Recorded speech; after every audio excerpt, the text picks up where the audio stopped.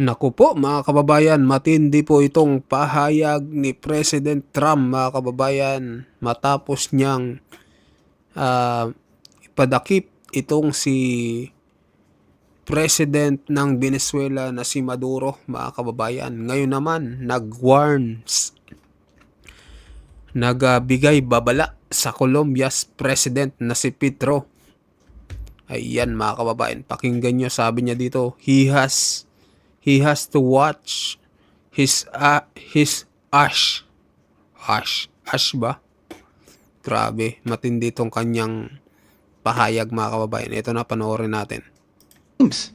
Don't play games with this president's in office because it's not going to turn out well. And so I hope that I guess that lesson was learned last night, and we hope it'll be instructive moving forward. Is that a message for Cuba, Mr. President? Mr. President. So bakit kaya mga kababayan ay dadakpin din ni President Trump itong yung president ng Colombia mga kababayan? Baka kaya ay sangkot din ito sa mga ipinagbabawal na gamot, mga drug trafficking din mga kababayan, kaya gusto niya ring ipadakip mga kababayan. So ito, pakinggan natin si President Trump. Mr. President, you said that the U.S. is going to run Venezuela. So who's in power right now? Well, we're going to be running it with a group, and we're going to make sure it's run properly. We're going to rebuild the oil infrastructure, which will cost billions of dollars. It'll be paid for by the oil companies directly. They will be reimbursed for what they're doing, but that's going to be paid. And we're going to get the oil flowing the way it should be. As you know, it was just a minor flow. It was actually a minor flow for what they have. But we're going to run it properly, and we're going to make sure the people of Venezuela are taken care of.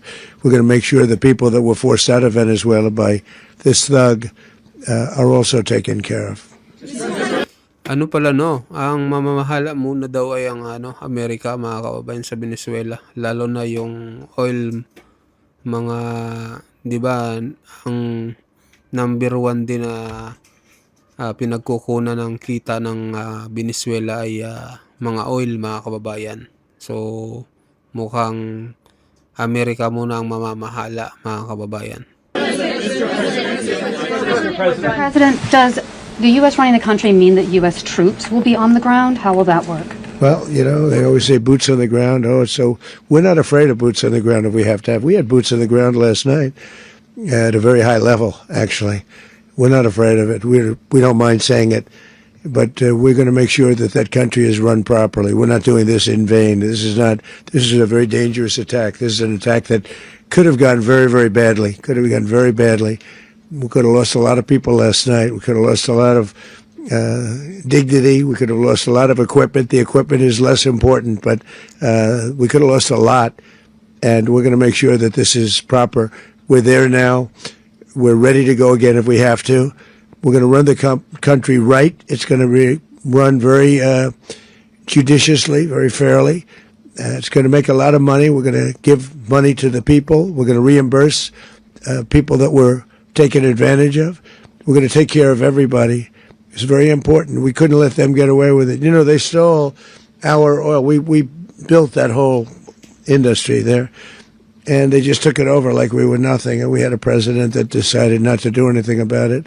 So we did something about it. We're late, but we did something about it. Yeah, please. President, were you explaining the exact mechanism by which you're going to run the country? Are you going to designate a U.S. official to coordinate? It's all being done right now. We're designating people. We're talking to people. We're designating various people, and we're going to let you know who those people are. That would run Venezuela. Well, it's largely. Nakakatakot. Yung matindi yung yung interview sa kanila. Tuturo lang ni President Trump. Tapos magsasalita ng mga kababayan. Going to be for a period of time. The people that are standing right behind me, we're going to be running it. We're going to be bringing it back. It's a dead. You know, I talk about a dead country.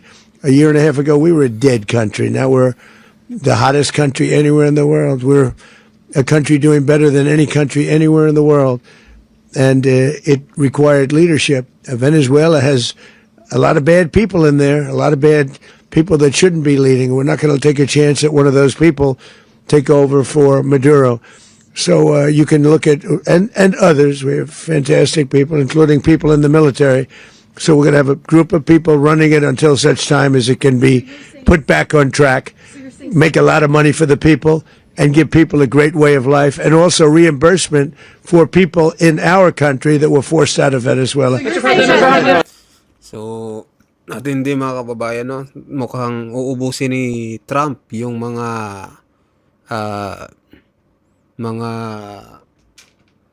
hindi lang pala si Maduro yung hahantingin niya dito sa Venezuela. Mayroon pa palang, syempre may mga bad people pa nga daw. May mga siguro, may mga drug lord pa dito sa bansang Venezuela. Kaya talagang sinabi niya na ang Amerika mo nang mamamahala. So, tuloy natin. Rubio would be. You said earlier today that you weren't going to back Machado to come back and be the opposition leader in your Fox and Friends interview. And then you also mentioned the vice president of Venezuela. Are you going to work with the vice president of Venezuela, or how do you foresee the relationship Well, I going? understand she was just sworn in, but she was, as you know, picked by Maduro. So Marco's working on that directly. He's just had a conversation with her, and she's essentially willing to do what we think is necessary to make Venezuela great again. Very simple.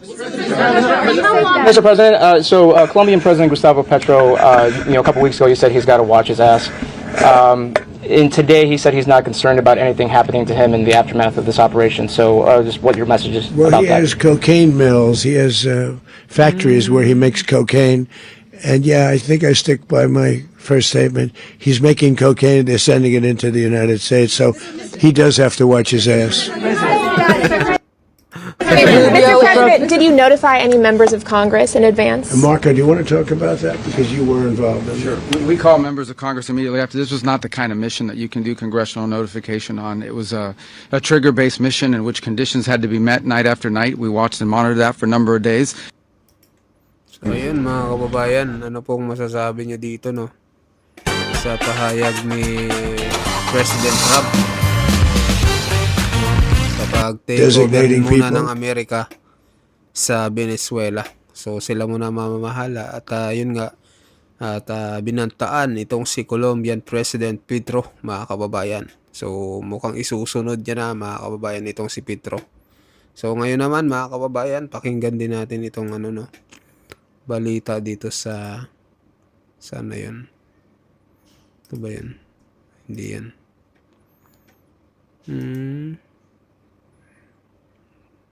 No, wala. Wait lang TikTok. UNTV.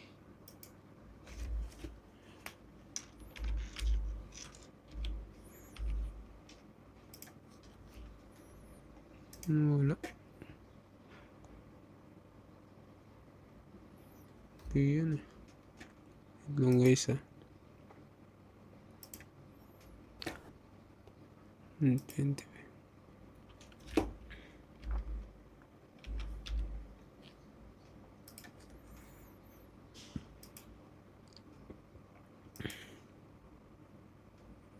Ayan. Ayan, ito daw. Ito mga kababayan. Sabi dito, pagkakadakip daw kay Maduro dahil nga ba sa agawan sa krudo. So, pakinggan natin mga kababayan. Morally not right, no, pero pinakita nila na meron kasi silang kakayahan, the strength, no, pero in terms of sabi mo nga they want to regain the Western Hemisphere, no, the national strategy of 2025 wherein they want to regain the Western Hemisphere. How does Venezuela play a part here dito po sa plano po ni Donald Trump? Si Maduro, Okay. si Maduro ay kumbaga either involved or tinotolerate niya mag-operate yung mga drug cartels sa Venezuela. No, kaya nga binobomba na inaano ng Amerika yung mga supposed to be, no, allegations to, that are to be proven, yung mga bangko na nagdadala ng drugs mula sa Venezuela papunta sa Estados Unidos. Yan yung una, no, factor. Pangalawang factor dito, yung talagang classic geopolitics, yung langis. Ngayon, ang Venezuela ngayon, ang merong pinakamalaking oil reserve, mas malaki pa kesa sa Ruso tsaka sa Saudi Arabia. Wow. Grabe, no? Mas malaki pa sa Saudi Arabia at saka sa sa Russia, mga kababayan. So, ito pala ang pangalawang kaya nakialam din daw ang Amerika. So, unang-una na rin mga kababayan yung sa cocaine nga daw kasi hinahayaan daw ng presidente na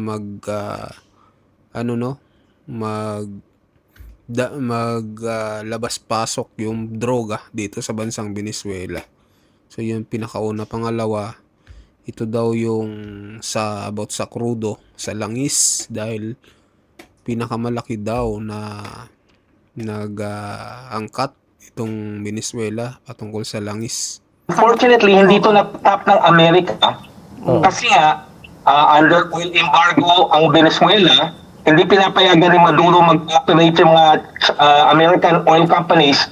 Ang pumapasok nito at ang balak gumamit nito ay ang bansang China. China. Kaya Okay, oo. No, a couple of hours bago dakipin ng US Special Forces si Maduro, merong Chinese delegation sa Caracas. Compete lang kay Maduro na nagsasign ng kumbaga gusto bilhin ng China yung oil ng Venezuela. Bakit gusto bilhin ng China ang langis ng Venezuela? Nag-iimbak na ng langis ang China kasi may binabalak ang China sa ating neighborhood. No, dapat mag-angkap ng, kumbaga, i-build up ng China yung kanyang oil reserve kasi may binabalak siya sa Taiwan. kaya Okay. So may elemento din ng geopolitics na link din dito nangyayari sa Asia-Pacific region. Oo. Pero ano po? So ayun, of course, madaming cynical. Sasabi, it boils down to it, but oil is very important. So, ito rin pala, no? Grabe, no? Agawan talaga, mga kababayan. Talagang nangyayari na yung sinasabi sa Biblia, mga kababayan, no? Yung magkakaroon ng labanan sa bansa laban sa bansa. So, mukhang nangyayari na, mga kababayan. So, di kaya mangyari sa sunod magkaroon ng digmaan. So, wag naman sana, mga kababayan, no? So, mag-comment po kayo kung ano masasabi nyo dito sa mga nangyayari sa pandaigdigang balita. So, mag-comment kayo, mag-like at mag-subscribe. At sa mga bagong pasok dyan, pa-subscribe din po ng ating channel, mga kababayan. Maraming salamat po.